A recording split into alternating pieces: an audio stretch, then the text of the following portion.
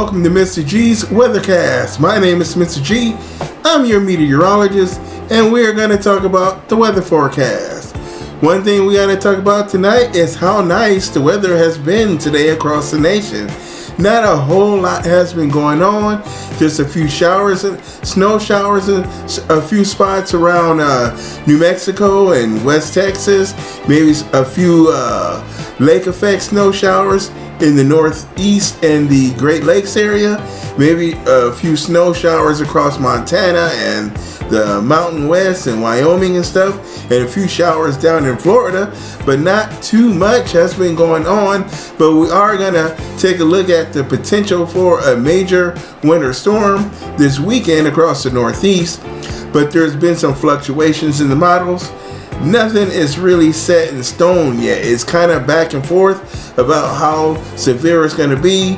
One model wants to paint a historic blizzard, and another model paints a really good storm. So either way, I think it's going to storm, but the question is, how big is it going to be? So let's jump into our map. We don't want to take all night with this, so let's get going. And let's take a look at our national map with our temperatures right now and our forecast, as well as our radar, and as well as National Weather Service advisories that's posted across the nation tonight. And one area we want to take a look at is we want to look at the nation's warm spot right now. And the nation's warm spot today was Miami, Florida, where they saw a high temperature of 74 degrees. That is the warmest spot in the nation today. And it's those famous Miami showers. I used to live down there, and those rainstorms that usually, what's funny is those showers would come in off the Atlantic, and they would move from east to west.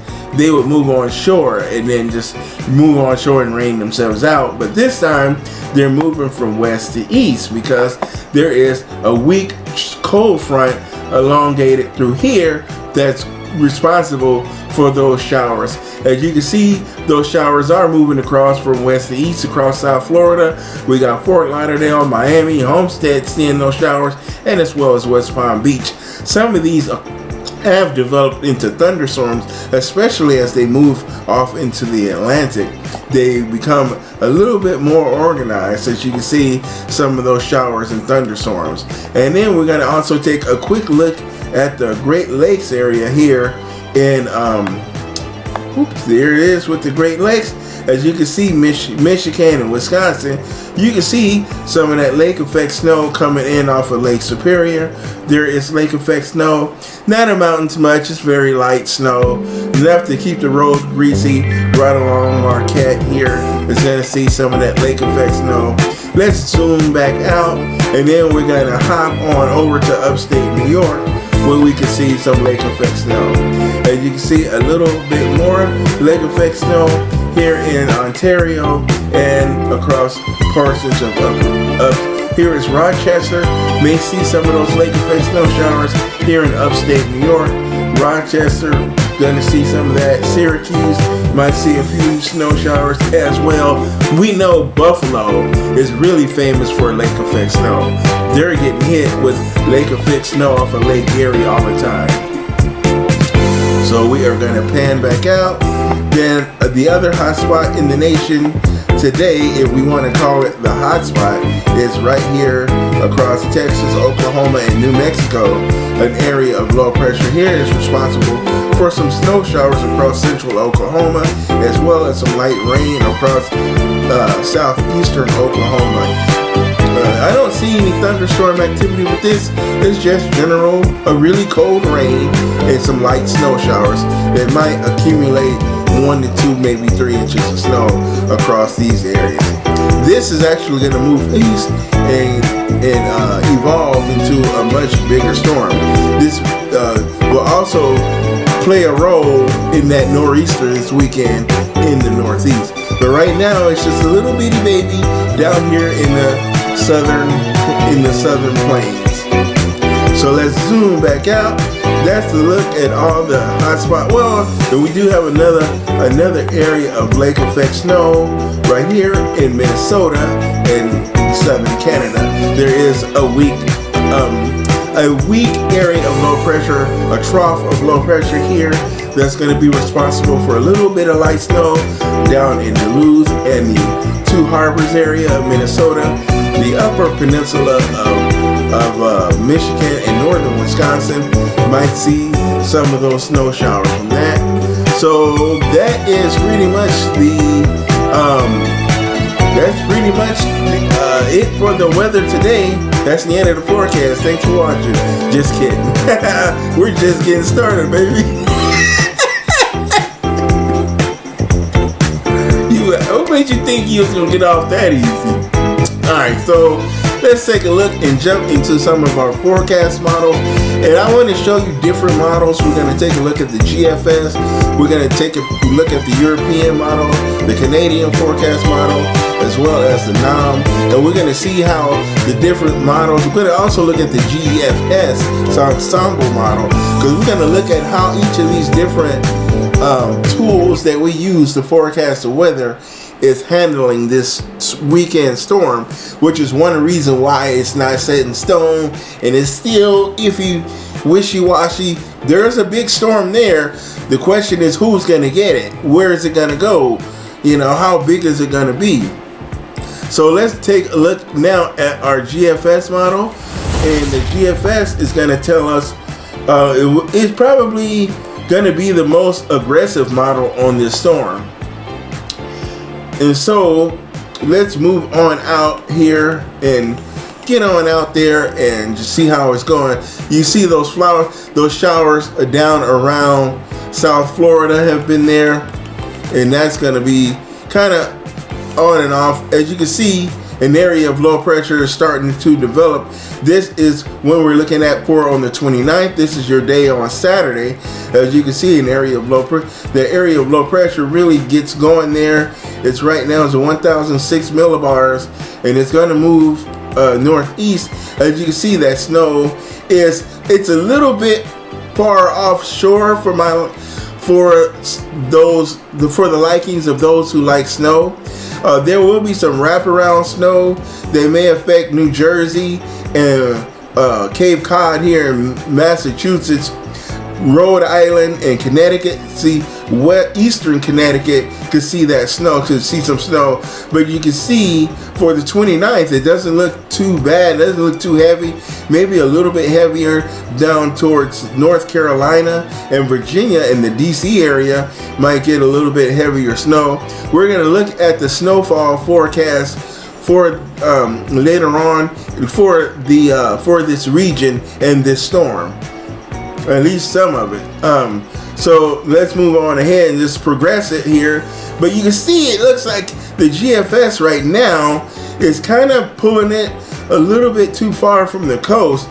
You see you may get a lot of wind-driven snow here, but it's really affecting just the immediate coastal areas with that snow. So I don't know, on this run of the GFS is kind of taking it away, and this is the 21Z run of the GFS, and it's pulling it away for the from the coastline. So maybe Maine might get a little bit more snow. It kind of wraps its way back closer to Maine as it moves away. But that's what the GFS is painting for, that big weekend snowstorm. And you can see a weather system starts to make its way on shore in the Pacific Northwest on the 30th. So that will be the next weather maker for the nation. But this one could, as it's going to move on out into the upper level. What am I trying to say here? It's trying to move into the northern Rockies of the northern parts of Montana and Idaho. It's going to move out there and bring some showers and snow showers. It's going to also, this is going to be our next Alberta Clipper that's going to skirt across the U.S.-Canada border on February 1st. But it's not going to really amount to much. It's going to change the direction of the wind and lower the temperatures a little bit more.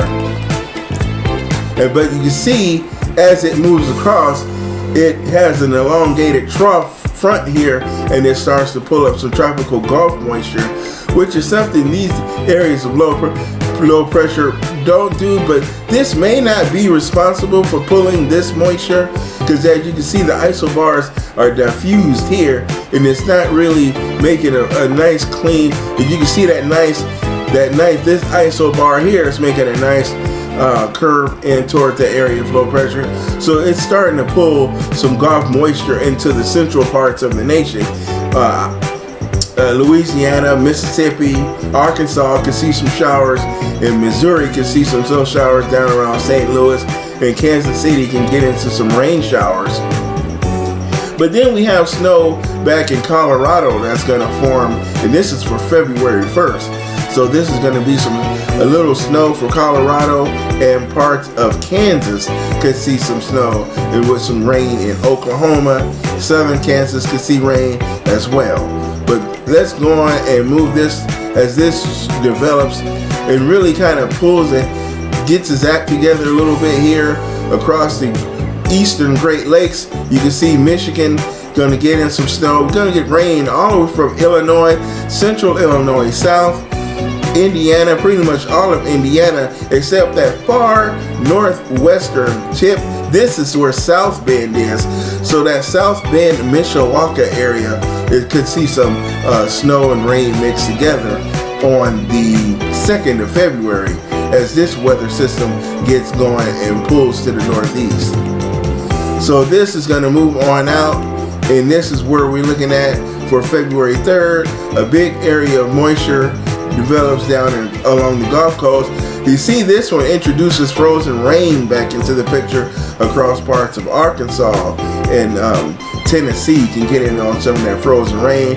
We see heavy snow in Missouri, and northern Arkansas can get into some heavy snow, as well as far eastern Oklahoma could see some heavy snow and frozen rain, and rain and thunderstorms.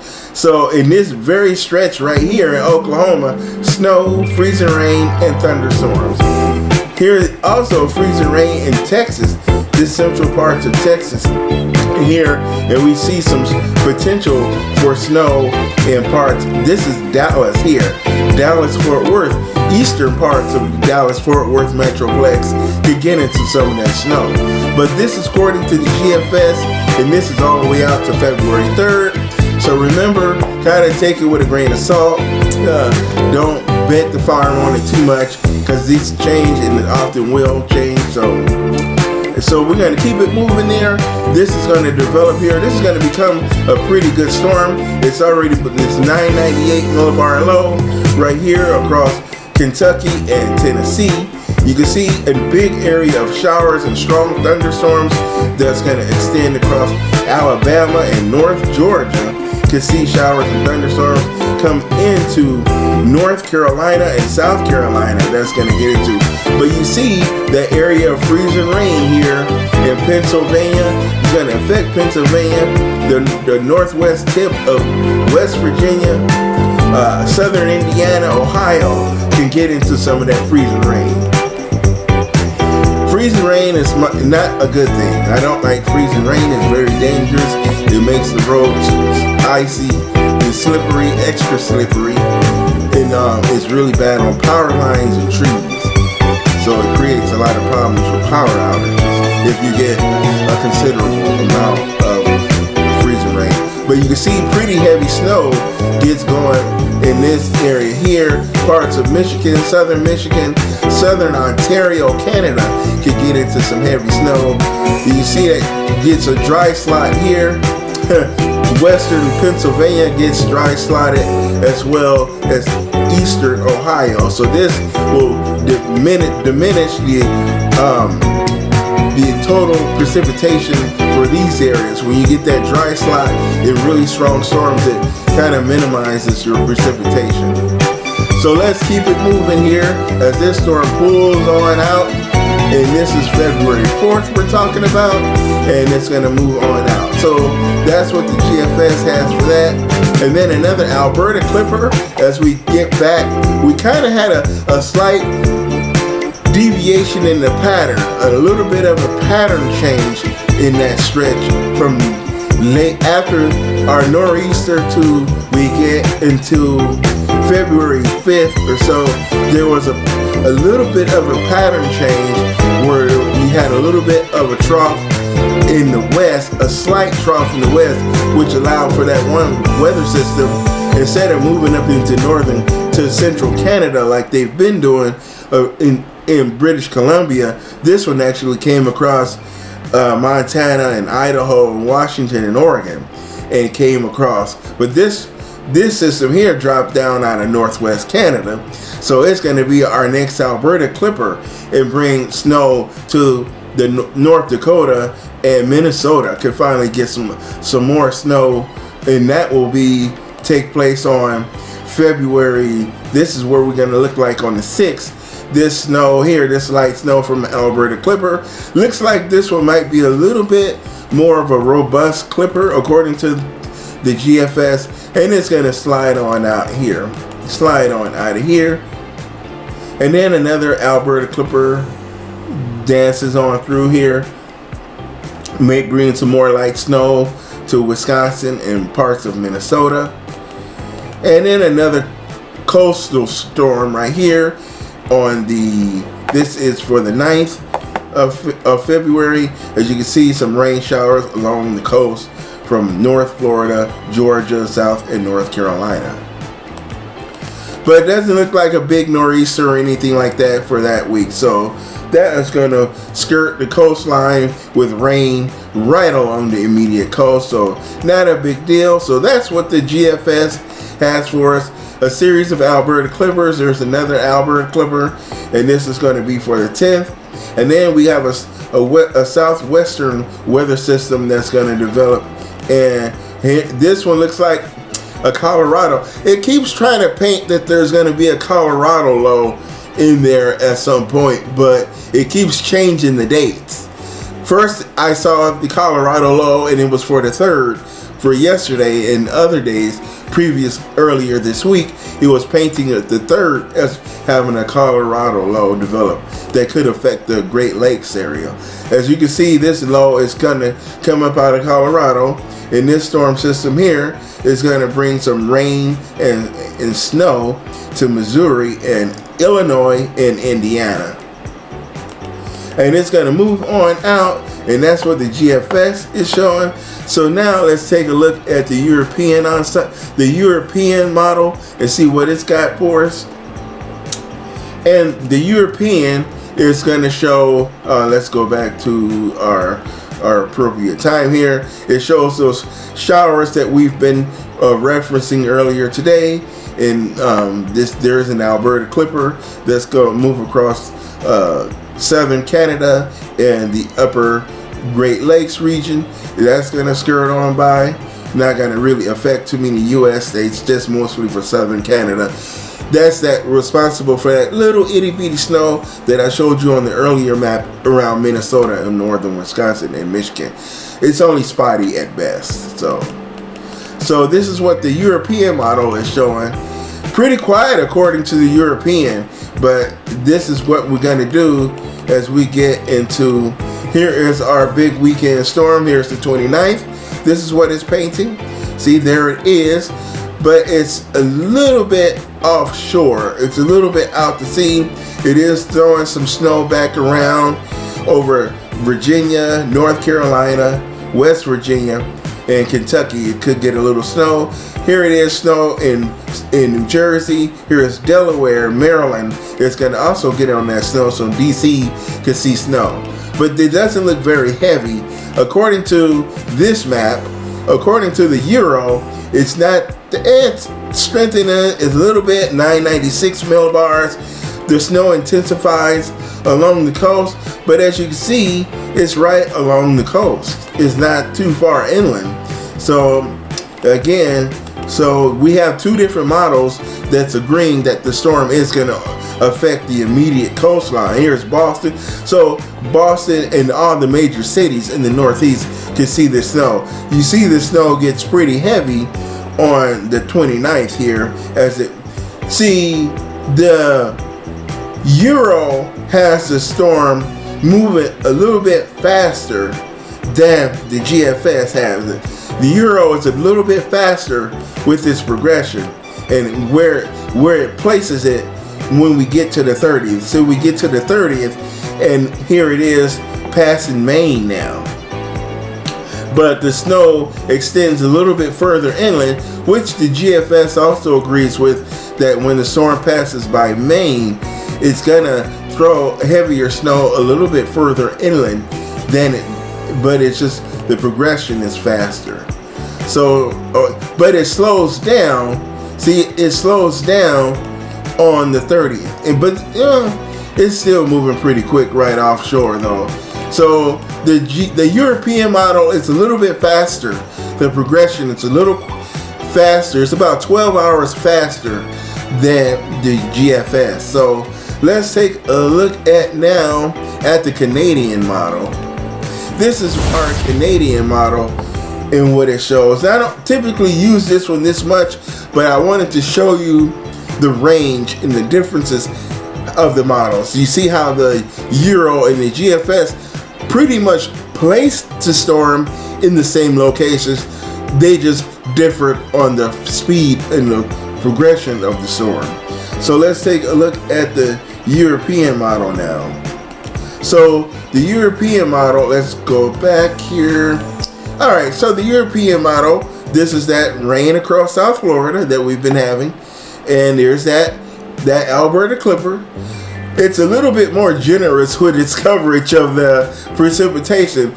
It's not actually showing that much on the ground. It's not this much precipitation is not taking place. So it's a little bit overachieving on that regard. So let's regress here. Let's bring up our storm. Okay, we're gonna deal with this storm. All right, here's the 29th.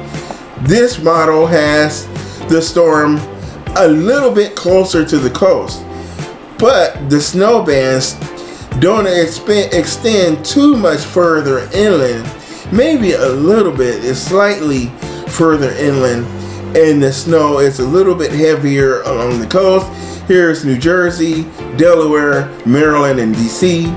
We got Virginia, North Carolina, South Carolina is going to see snow. It's not painting freezing rain this time, thank God for this system.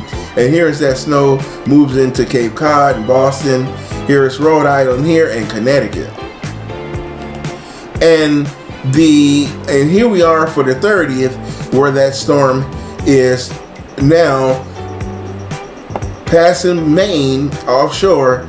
A little bit heavier snow, so it's going in. So we're kind of seeing pretty good model agreement. So, and there it is right on out of here. And here's the next weather system that's going to evolve out of the Central Plains. This is that Colorado low. See, we got a Colorado low. See, now this one is painting Colorado low. Let's go back here. Let's bring it back here. We're painting that low pressure center out of Colorado. There it is across North Texas. This is where it's going to sit for the 1st. It's February 1st. This is an area low pressure. It's going to head north. It's going to turn, head northeast, and here it is going to move into northern Wisconsin and Michigan as well. So it's going to spread snow across Minnesota and Wisconsin. Here it is, snow in Michigan, rain down across southern Illinois, Indiana, and western Ohio. And you can see there's also pulling up a ton of moisture that's across Appalachia. Here is Texas from Houston, New Orleans, Mississippi, Alabama, North Georgia, North Carolina, South Carolina is going to get it, West Virginia, as well as Kentucky and Tennessee may see snow and rain. We'll see rain mostly from that system. And then it's going to move on. As you can see, this is going to be a warmer system. So as you can see, that rain is going to extend all the way into the northeast, into Maine, Nova Scotia. It's going to have rain. Rain is going to extend pretty far inland. So that's what that model is showing. And then finally changes over to snow here on the 4th of February. And there is some freezing rain across Virginia is trying to show. So here comes that revert back to our old pattern with that northwest flow. There's another Colorado low trying to develop here in New Mexico. There is moisture streaming in from western Canada. This is what the Canadian model is painting. There is an Alberta clipper. This is going to be for the 6th. And then we have an area of moisture here that's trying to get going here across Oklahoma. Rain in Oklahoma, Texas. Rain in Oklahoma, North Texas, with snow across Kansas. And we're looking ahead to the 8th. This is what this model is showing. And I'm not going to pull this one all the way through, but I just mainly want to deal with that big storm. All right. So let's take a look at our next model. This is the GEFS Ensemble. Hang on a second here. Let's make sure that it's converting over for you. All right. This is our GEFS Ensemble. This is not the right map.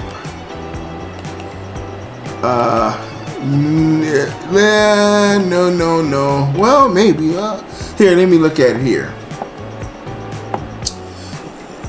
And this is our GFS Ensemble. We may not have it. Did I close it? I maybe closed it. Alright, I guess we're not gonna have the GEFS tonight. Okay, I guess I closed it. So no GEFS. So we gonna. All right, I'm not gonna pull it up. Well, maybe I should just pull it up just for continuity's sake. So let's pull up. Let me pull up our GEFS. All right, we're gonna open up the GEFS and take a look at what it's gonna show me tonight. Let's go to our pivotal weather, which is where I get all of my models and stuff from. Let's go to models and let's go to GEFS. Okay, and we want to see the upper air heights, our 500 millibar height anomaly. There it is. All right, so alright, GEFS, let's go to there. Alright, there. And then we are going to, let's go here. And we're going to go here and we're going to pull up our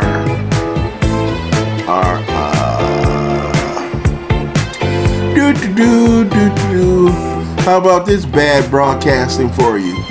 Alright, so let's pull it up here. Let's click here in our OBS software, and we're gonna go window capture. We are gonna go to here, and then we're gonna pull up here GEFS. There it is. Let's click it. Let's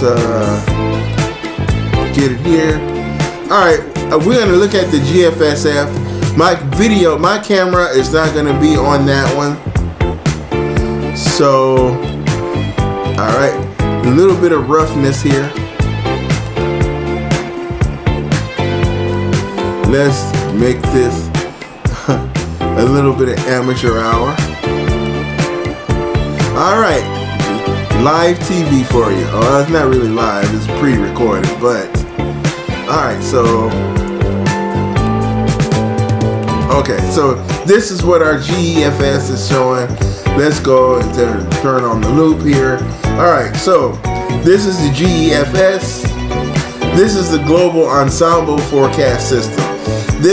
There are 31 members of the global ensemble forecast, and it kind of puts them all together and creates a conglomerate forecast of what may happen. So it's not just one model, it's 31 different models all averaged together. So, all right, so let's move on to our 29th. This is our storm. Oh, what does it do here? What happened? Did it jump ahead on me? All right, so here is the 29th. Here's our big storm on the 29th. See, the GEFS shows that storm system is that storm system is more onshore. See that right here? It's more onshore, and then it moves offshore. There it is along here's where it is on the 30th. You see it's throwing that snow wrap around that moisture here, and this is what this one is showing. That you see that big trough here, that ridge out west. This is how you help. This is what helps get those big storms to form. Is that big gigantic ridge that takes you see this big hill. It's really like a hill versus a valley. You see how it looks? You see the hill, then you have a valley. Yep, there's our valley. The air flows from here to low. That's our trough here. This is where our big storm is going to be. So that's moving on through. As you can see, a ridge builds in the east on the 1st. This is where we're talking about February 1st. We got us a ridge in the east, trough in the west. So what's going to happen with this trough, this is how we get those Colorado lows. We're going to get a Colorado low here that's going to probably form here that some of the other maps are showing, and it's going to spit out a storm that's going to pull up Gulf moisture, because they're really good at doing that, and it's going to drag that. Let's move this on over here. Yeah, no, that's a bad look.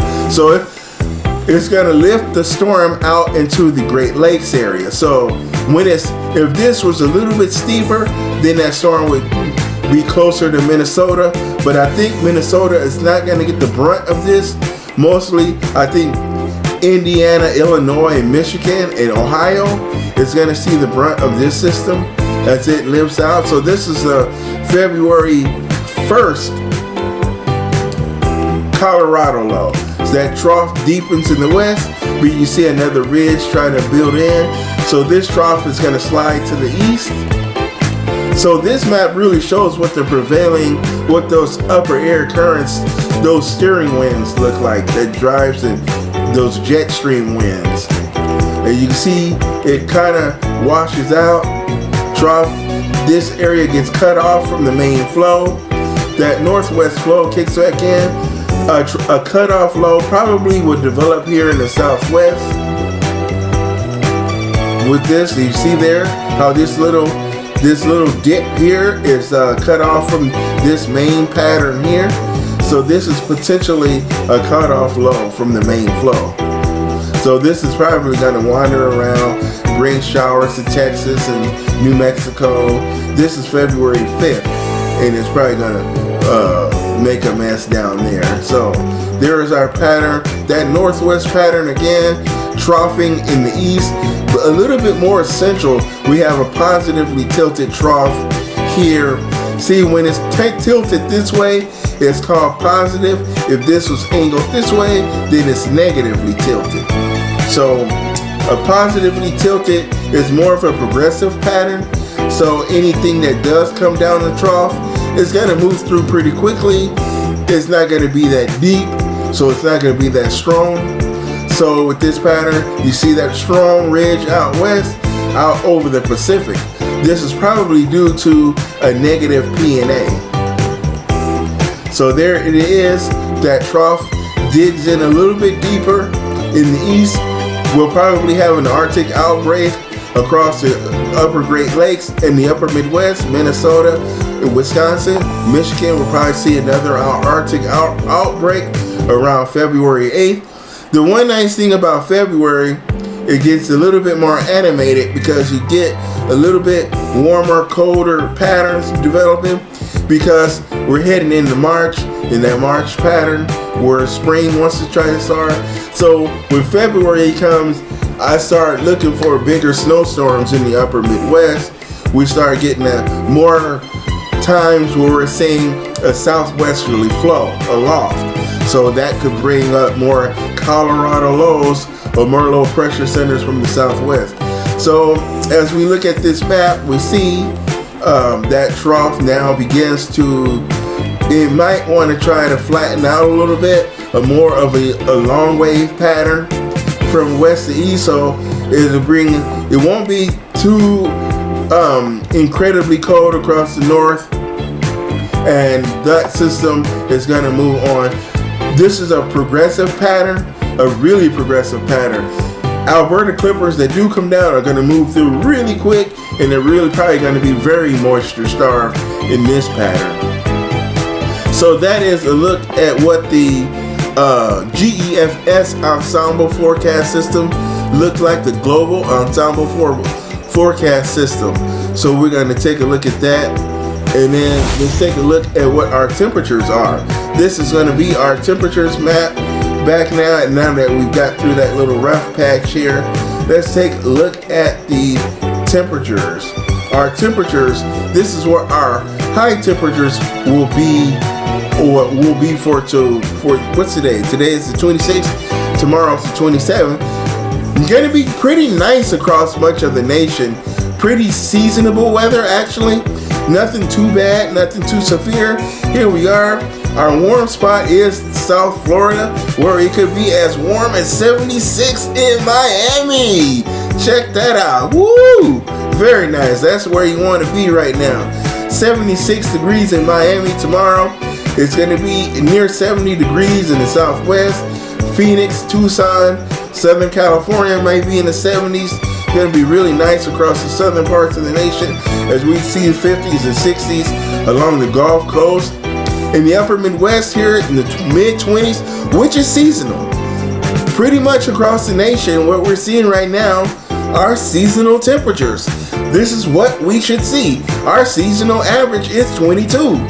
And as we get through the month of February, we will see that it will it will rise throughout the month, steady climb up as we move, as our average temperature starts to move into the 30s. We start getting into the 30s toward the end of February, and we head into March, and those temperatures, those average temperatures start to rise. Our average temperature right now is what, 26? So we are a few degrees lower than that, but that's not too bad. We'll take 22. And this is what our temperatures will look like for Friday. Here's our Friday highs. We kind of drop back a little bit on Friday as an Alberta Clipper will pass by to the north. Then it changed the winds to the northwest. Drop us down a little bit. Here we are with a 10 in Minneapolis for Friday. And those 70s still hang on in South Florida and across the Southwest. So we stay pretty much seasonal across much of the nation, with the exception of the bitter cold here in the north. And as we look at Saturday's high temperatures, we rebound a little bit here in the upper Midwest, hitting the mid-20s. We see a little bit of a cool down. Those cooler temperatures now move further east as the Alberta Clipper progresses east, and the air behind it becomes colder because those wraparound winds pull that cold air down out of the polar regions. So it gets a little bit cooler east, but we warm back up here on the western half of the Great Lakes area and the upper Midwest, the Corn Belt. So we'll warm a little bit here in the Dakotas. We'll start to see some 30s coming in as that ridging starts to move in from the west. And that big storm here on the 29th, that big storm which is going to be out here out in the Atlantic, along the mid-Atlantic states, is where that big storm is going to be. So we'll see the effects of that storm and its effects on the temperatures. And this is what we're looking at for highs now. This is for our Saturday. As you can see, mid-20s. Those temperatures kind of recover here in the east as that Alberta Clipper has moved on, but we're still dealing with that nor'easter here in Massachusetts. Here we are on the 29th for your Saturday. Let's look at Sunday, the 30th for Sunday. Is pretty nice across the nation. We actually start to get above average here in the upper Midwest. That ridge builds in from the west, and we start to see temperatures in the mid-30s. Mid-30s in Minneapolis and St. Paul, Rochester, Chicago is going to be in the mid-30s. So we're going to see 40s in Indianapolis. Central Illinois could hit 40s, near 50 Springfield, Illinois, the state capital, can hit 50 degrees on Sunday. Very nice, gonna melt some snow with those temperatures. 41 in Des Moines. It actually warm into the 80s. We hitting the 80s in Miami on Sunday. We're back into the 70s, near 70 degrees in South Texas. See, San Antonio has a high of 71, 65 in Austin. We're hitting the 70s now in the Southwest, 79 degrees in Phoenix. Very nice. That's very good. So a nice warming trend for much of the nation. Much of the nation will become above average in the temperature department on Sunday. So let's take a look at what Monday brings. Monday, still in the mid-30s in the low to mid-30s in the upper Midwest. Very nice. We see 50s in Indianapolis. We start to see 50s in central Illinois. 42 near Chicago. And we see those mid-30s in Iowa. Also, but you see cold air starts to filter back in from the northwest.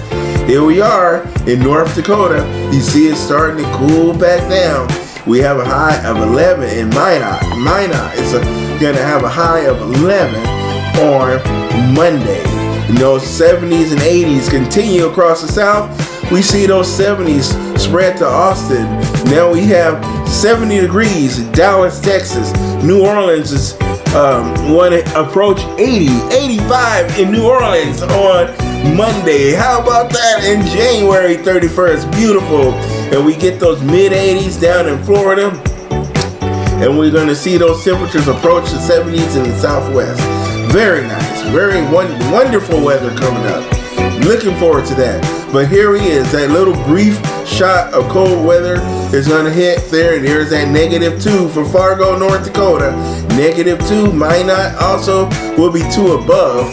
But we're going to hit 13 in Minneapolis, 10 in Duluth, 13 in Rochester, 17 in Des Moines. Here is 21 for Iowa City, 29 for this is Sterling Rock Falls, 35 in Chicago. Springfield, Illinois will have a temperature of 43, while 47 in Indianapolis respectively. Detroit will see a high of 38 degrees and 47 in Cleveland. But we see those 70s and 80s continue across the Gulf Coast. So that's going to be nice. It's going to be decent. But we're going to get a nice little few days of above average weather here in the upper Midwest. We'll take it. We'll take it. We will take it. Anytime we can get it, we are going to take it. We're going to be happy with that. I think they're kind of overblowing that nor'easter. I don't think that it's going to be as severe as some folks on YouTube are trying to make it out to be. You know, I think it's a little bit being overdrawn, baby, because the models are not painting that deep of a low. I didn't see anywhere where it dropped down into the 970s millibar range. It stayed in 990s or so, and it's a little bit far out to see, with the exception of the Canadian model, which brought it in a little closer. But I think it's a little bit far out, so we're gonna call it a day there, and I'll be back probably on Friday with another forecast that we will fine tune and take a closer look at that winter storm for the Northeast. And since it's going to be right on the doorstep then, so we'll make another weather forecast update on Friday, and I'll have weather short tomorrow. I'll post a very short, maybe 2 or 3 minute update forecast for tomorrow, and but we'll again Friday we'll take a look at that storm again as it's right on the doorstep of the Northeast. So thank you for watching this video. It probably got a little bit longer, but I want you to leave your comments about what you think is going to be what is the best case or worst case scenario as far as you are concerned with the nor'easter. Do you live in the Northeast? Are you going to be affected by the storm? Leave your comments and your thoughts in the comment section. Remember to like the channel and subscribe. I'm trying to grow the channel. It's a baby channel. I've only been doing it a few weeks now. So please subscribe to the channel, not just share and like, but leave your comments. Remember to like the video, leave your comments. I will reply to your response to your comments. So thank you for watching the video. I'll see you again on Friday. Have a good night and thank you.